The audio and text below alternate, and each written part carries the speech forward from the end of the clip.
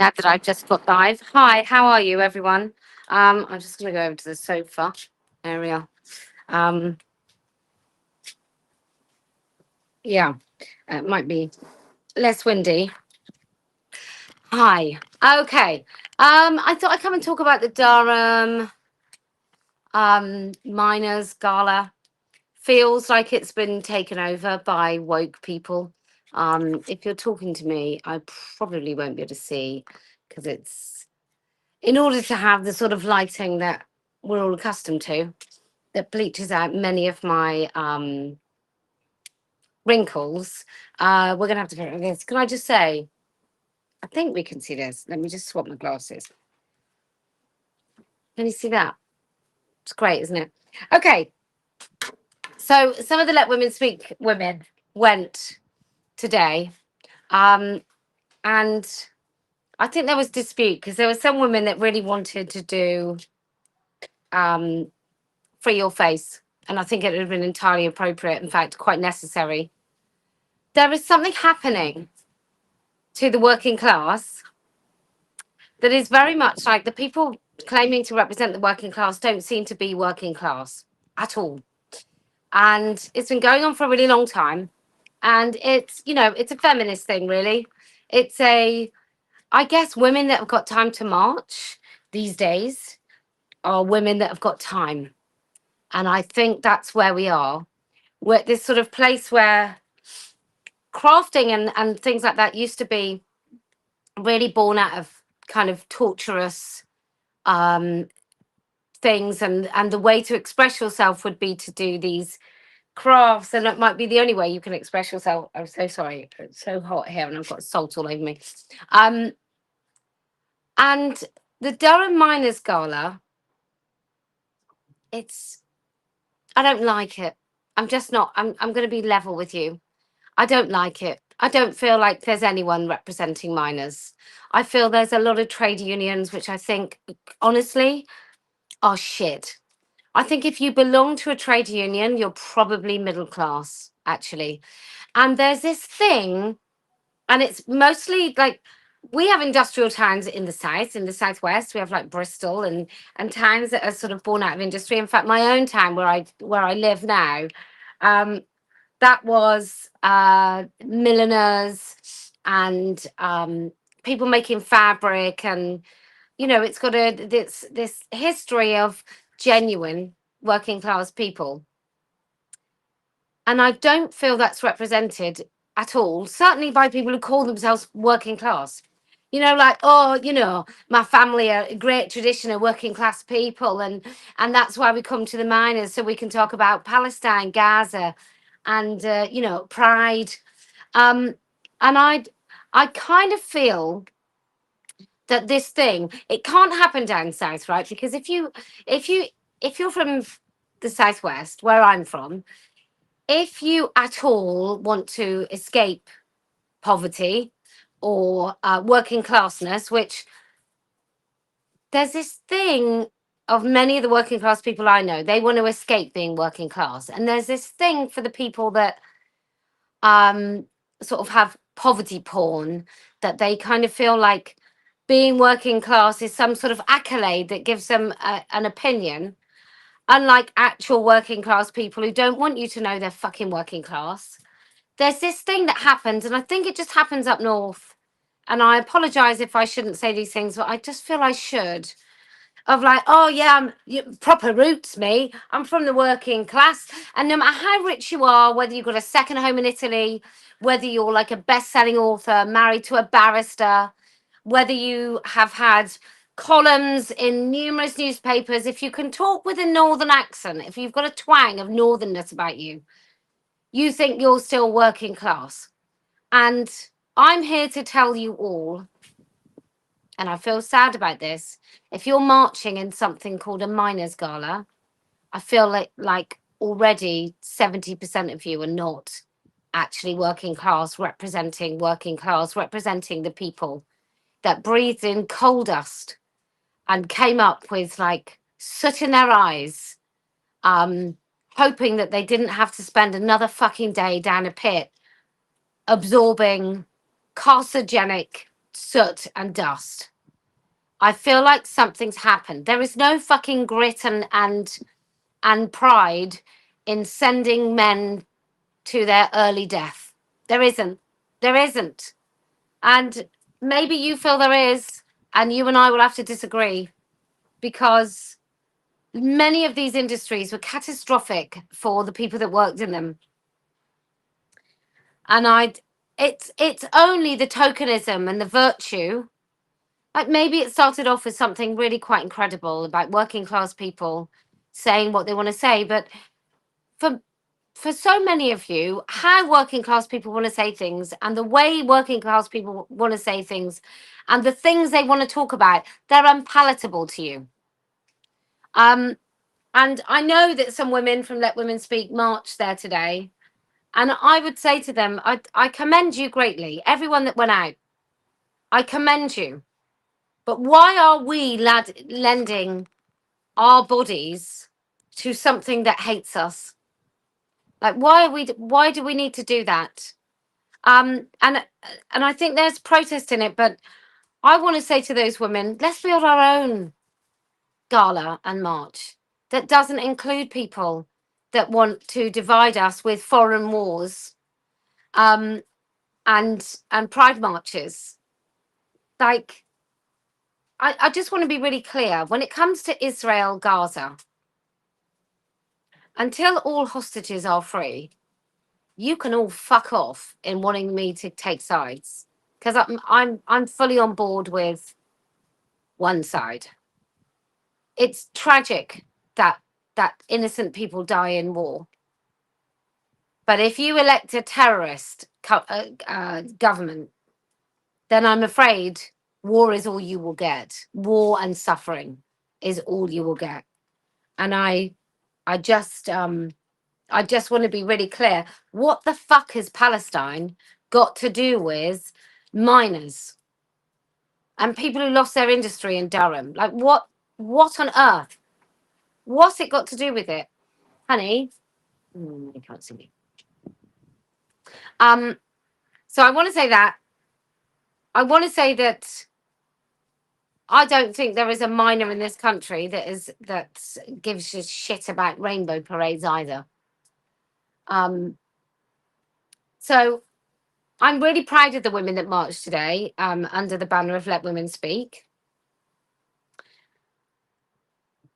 But it's for me, it's like going to a Labour Party conference or a trade union conference. They fucking hate you all.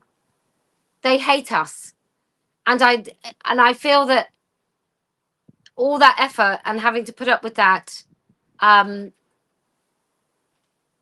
really hope that they got something out of it. And Let Women Speak is a very interesting organisation, very unlike anything else.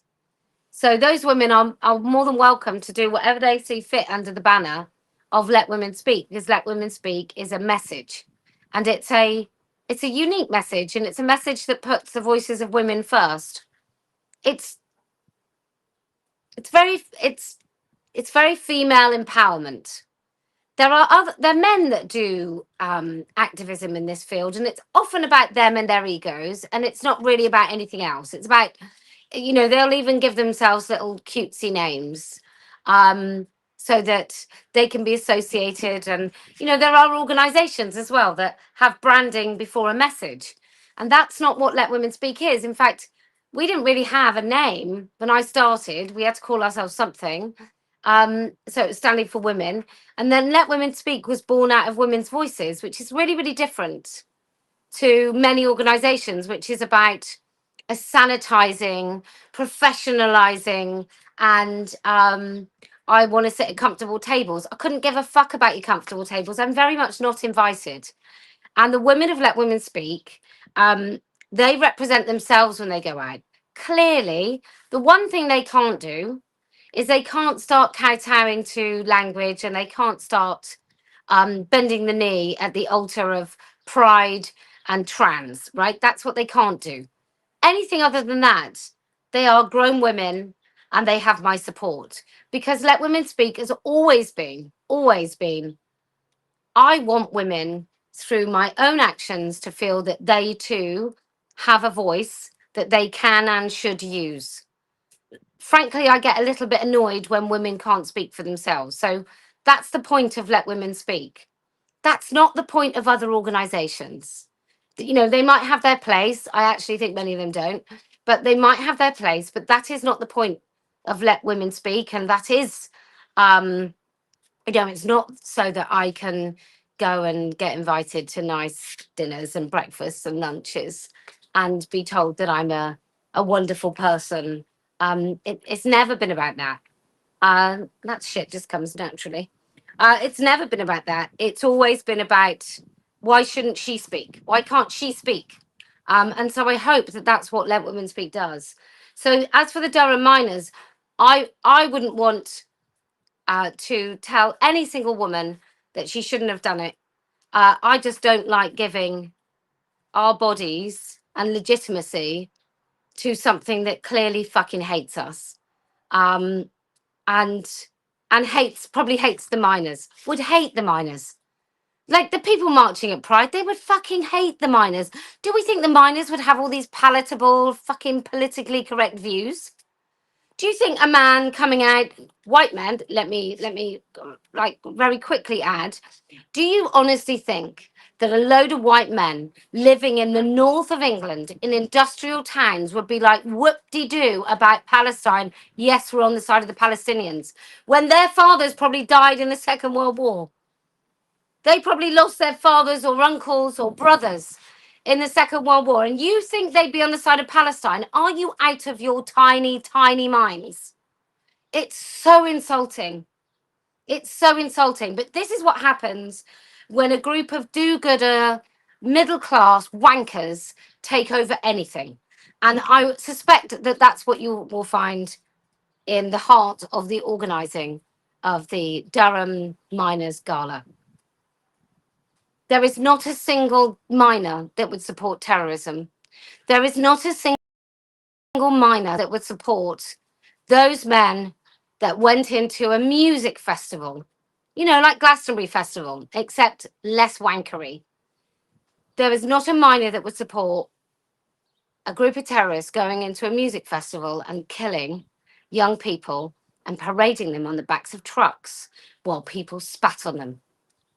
You are absolutely denigrating the memory of the men that started that march and their wives who supported them.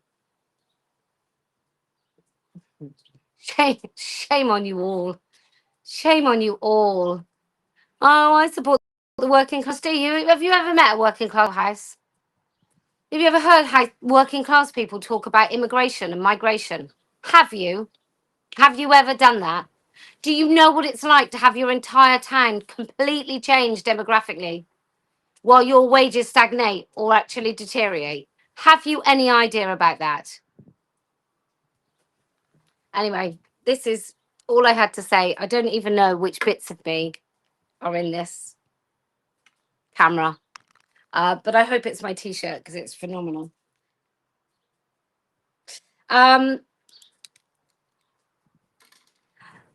To the women that went to the Miners' Gala, well done. To the people that you inspired, I think that's fantastic. To the organisers, I think you're all a bunch of twats. And the left has been totally, totally co-opted.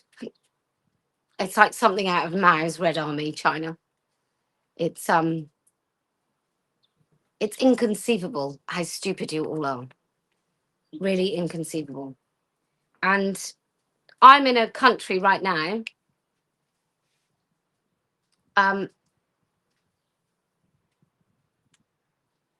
where it's got an identity. You know where you are, and every place I've been, I know where I am. There's something quite stunning about that. I can come and experience another culture and a different culture to one that I see in the United Kingdom. What are we doing? Anyway, if you can keep speaking up, especially if you're working class, right? Come and find your voice and Let Women Speak. Just come and find your voice and Let Women Speak, because I don't want to speak for you. I've been working class since I moved into a nice house, or went to university. Whatever the cutoff is, I have no idea. We didn't have a car till I was 5, or a phone, or a freezer, or a television.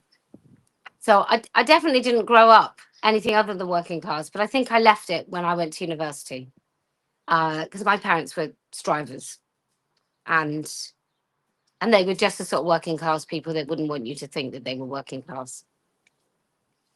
Big TVs, isn't it? Anyway, if you can keep speaking up, and especially if you're in the working class, if you can keep the tide of middle class wankerism taking over your movements, I promise we will win. If you can keep speaking in your own voice to say the things that you want to say, then I promise we will win. And do you know why else we're going to win? Well, because I never lose.